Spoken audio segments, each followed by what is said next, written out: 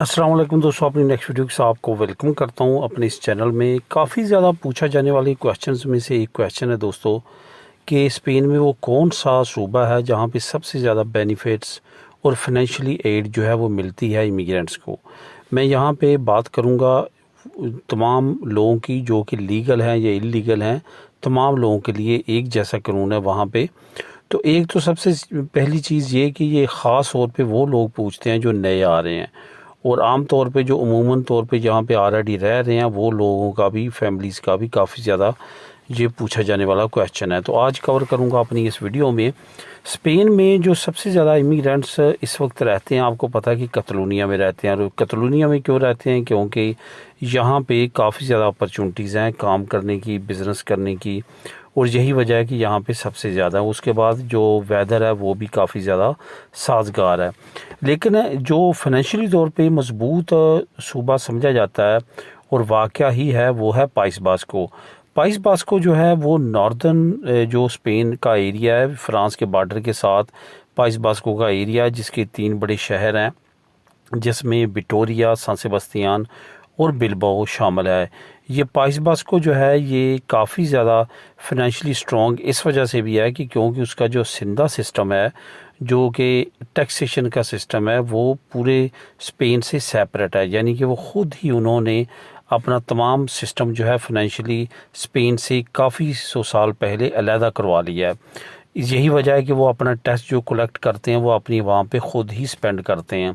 तो इस वजह से भी ख़ास तौर पे वहाँ पे ज़्यादा अपॉर्चुनिटीज़ हैं और ज़्यादा एड दी जाती है। इसके साथ साथ वहाँ पे जो सबसे बड़ी चीज़ है वो ये है कि वहाँ पे कोई तफरीक नहीं की जाती लीगल की और इलीगल की। लेकिन अनफॉर्चुनेटली वहाँ पे भी काफ़ी ज़्यादा सख्तियाँ बढ़ चुकी हैं। कभी आप जाते आपने पतरोना में तो करवाई, और वहाँ पे आप अप्लाई कर सकते थे सेकंड डे ही जो है वो अमदाद को। लेकिन फिर कुछ ऐसे कारनामे किए गए इमिग्रेंट्स की तरफ से कि उन्होंने उसको 6 महीने कर दिया।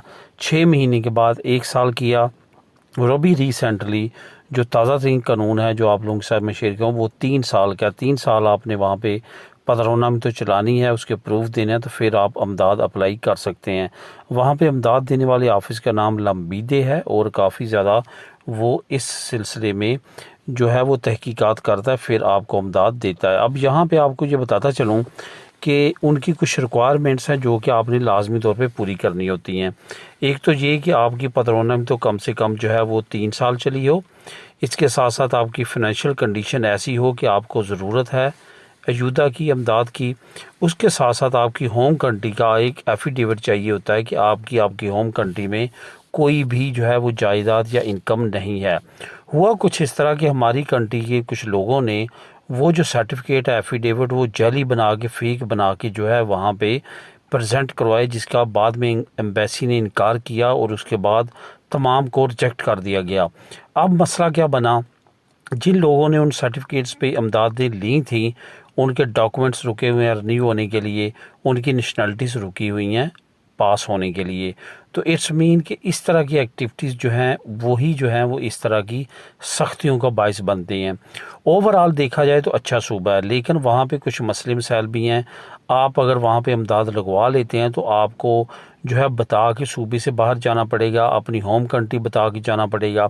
इसके साथ साथ आपके बैंक अकाउंट में अगर उसकी रकम आती है उसका बताना पड़ेगा कहाँ से आई, और अगर आपने किसी को भेजनी है तो वो भी आप नहीं भेज सकते क्योंकि आप पे काफ़ी ज़्यादा रिस्ट्रिक्शंस होती हैं।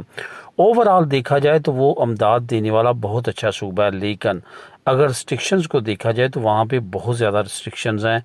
अगर आप इन रिस्ट्रिक्शंस के साथ साथ वो अमदाद लेना चाहते हैं या आप इस तरह सर्वाइव कर सकते हैं तो फिर तो आपके लिए वेल एंड गुड है। लेकिन अगर आप इस तरह की सख्तियों में वहाँ पे सर्वाइव नहीं कर सकते तो फिर आपके लिए अमदाद जो है ये बरकत की बजाय ये आपके लिए ज़हमत साबित होगी। तो बहुत सारे लोग छोड़ के बाकी सूबों की तरफ भी गए हैं, और बाहर बहुत सारे लोग जो हैं वो इस सूबे में अमदाद की वजह से गए हैं। तो ओवरऑल अगर देखा जाए तो ये आपकी अपनी चॉइस है, आप जिस तरह चाहे। लेकिन ओवरऑल वहाँ पे जो वेदर की कंडीशन है वो भी ख़ास बहुत ज़्यादा बेहतर नहीं है। तो दोस्तों ये है वो इन्फॉर्मेशन जो मैंने ख़ास आप लोगों के साथ शेयर की। अगर कोई आपके ज़हन में क्वेश्चन हो तो आप नीचे कमेंट कर सकते हैं। अल्लाह हाफिज़।